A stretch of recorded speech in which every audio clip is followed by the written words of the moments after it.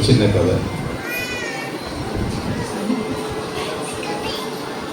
ஒரு அரண்மனையில் ஒரு அரசர் வந்து ஒரு ஜன்னல் வழியா பார்க்குறாரு. அங்கே ஒரு தோட்டக்காரர் வந்து சந்தோஷமா பாட்டு பாடிக்கிட்டு வேலை பார்த்துட்டு இருக்காரு. செடி வேலை, தண்ணி ஊற்றுறது எல்லாமே பண்ணிட்டு இருக்காரு. ஒரு டெய்லி அரசர் வந்து அப்சர்வ் பண்றாரு. எப்படி ஆனால் ஏழ்மையா இருக்காரு. ஆனா வேலையை வந்து அவ்வளவு சந்தோஷமா ஜாலியா பண்ணிட்டு இருக்காரு அப்படின்னு ஒரு ஆச்சரியம். உடனே அமைச்சர் கூப்பிட்டு, இது பாத்தீங்களா, அவர் இந்த தோட்டக்காரர் எவ்வளவு சந்தோஷமா பாட்டு பாடி நல்ல சந்தோஷமா வேலை செஞ்சுட்டு இருக்காரு என்ன அப்படின்னா, அதுக்கு வந்து அமைச்சர் சொல்லியிருக்காரு, அவருக்கு வந்து இந்த 99 ரகசியம் இன்னும் தெரியல, தெரிஞ்சிச்சுன்னா இப்படி இருக்க மாட்டாரு. உடனே அரசர் கேட்கறது, என்ன அந்த 99 ரகசியம், நான் உங்களுக்கு சொல்றேன் அரசர் அப்படின்னு சொல்லிட்டு, அன்னைக்கு நைட்டு அந்த அந்த தோட்டக்காரரோட வீட்டு வாசல்ல ஒரு 99 பொற்காசுகள் கொண்ட பையை கொண்டு வச்சுட்டு வந்துட்டாரு அமைச்சர். காலையில அந்த தோட்டக்காரர் வந்து வீட்டு விட்டு வெளியில் வரும்போது ஒரு பை இருந்திருக்கு. எடுத்து பார்த்துட்டு பொற்காசுக்கு ரொம்ப சந்தோஷம். எண்ணி பார்த்துருக்காரு, 99 இருந்திருக்கு. திரும்பி எண்ணிருக்காரு. எதுக்காக திரும்பி என்ன இருந்தீங்க, அந்த ஒண்ணு எங்கேயோ போச்சுட்டு மொத்தம் 100 தானே இருக்கு, எப்படி 99 இருக்குன்னு சொல்லி, சரி அப்படின்ட்டு அந்த ஒரு பொற்காசு கிடைக்கிறதுக்காக பயங்கரமா வேலை செய்ய ஆரம்பிச்சார். மறுநாள் இருந்து அரசர் பார்க்கும்போது ஒரு பாட்டு பாட மாட்டேங்கிறாரு, சிரிக்க மாட்டேங்கிறாரு, சந்தோஷமா இருக்க மாட்டேங்கிறாரு, வேலை ஆனால் வேகமா செய்யறாரு.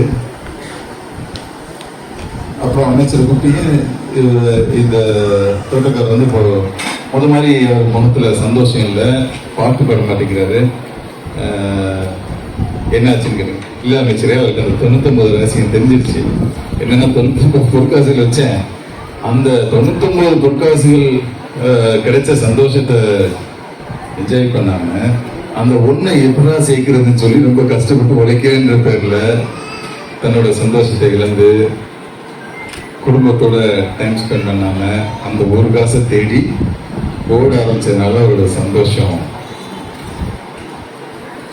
ஸோ இந்த ஸ்டோரியோட கருவு என்ன அப்படின்னா,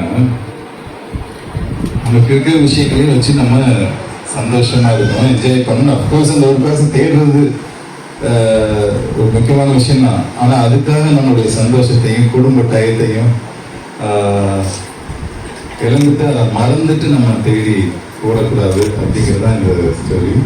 இதையே இங்கே சொல்றேன் அப்படின்னா, மாண்புமிகு தமிழ்நாடு முதலமைச்சர் அவர்கள் வந்து ஒரு பேசிக்கான ஒரு விஷயம், தமிழ்நாடு முதலமைச்சர் எதிர்பார்க்கிற ஒரு விஷயம், நம்ம மக்கள் எல்லாரும் சந்தோஷமாகவும் நிம்மதியாகவும் பாதுகாப்பாகவும் இருக்கணும். அவ்வளவுதான் அவங்களுடைய ஒரு முதல் இதுவே வந்து முதலமைச்சரோட எண்ணமே. அதை நம்ம நாட்டுக்கு, நம்ம மக்களுக்கு ஏற்றத்தாழ்வு இல்லாமல், ஏழையா இருந்தாலும் சரி, பணக்காரனா யாரா இருந்தாலும் சரி, நிம்மதியா சந்தோஷமா பாதுகாப்பா இருக்கணும். அதுக்கு என்னென்ன செய்யணுமோ அதை செய்யணுங்கிறது தான் நம்ம மாநில முதலமைச்சர் அவர்களுடைய எண்ணம். அதுக்காக தான் ஒவ்வொரு நாளும் உழைத்து கொண்டிருக்காங்க. 9:30 மணிக்கு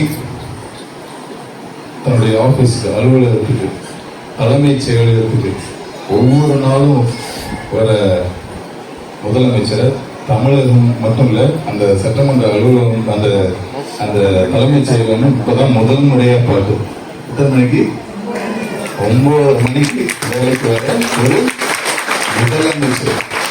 நம்ம வந்து ஒரு ஸ்கூல்ல வேலை செய்வோம், ஒரு ஆஃபீஸில் வேலை செய்வோம், சார் கொஞ்சம் லேட் ஆயிடுச்சு, காமன் ஆயிடுச்சு, பசங்களை ஒரு லேட் ஆயிடுச்சு, பஸ் டைம் பஞ்சர் ஆயிடுச்சு, இந்த மாதிரி எவ்வளோ காரணங்கள் சொல்லுவோம். நான் ஒவ்வொரு நாளும் பார்க்குறேன், மாண்புமிகு தமிழோட முதலமைச்சர் அவங்க 9:25 காரில் ஏறுவாங்க, 9:55 காரை விட்டு இறங்குவாங்க, ஆஃபீஸ் சீட்டில் 10 மணிக்கு உட்காந்துருவாங்க. காலையிலேருந்து அவ்வளோ மீட்டிங்,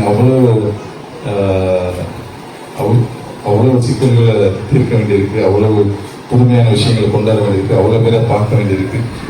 வர டைம் ஷார்ப்பான டைம், போகிற டைம் இப்போ வரைக்கும் யாருக்குமே சொல்ல முடியாது. 5 மணி ஆகும், 6 மணி ஆகும், கரெக்டாக 3 மணி ஆயிடுச்சு நான் வீட்டுக்கு போகிறேன். அந்த மாதிரி இல்லை.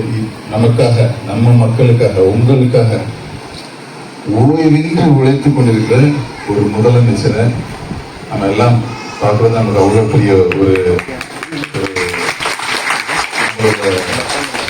லட்சம் சொல்லலாம். இப்படி ஒரு முதலமைச்சரை தேர்ந்தெடுத்ததுக்கு அதுலேயும் சிறப்பான விஷயம் சிவகங்கை மாவட்டம்.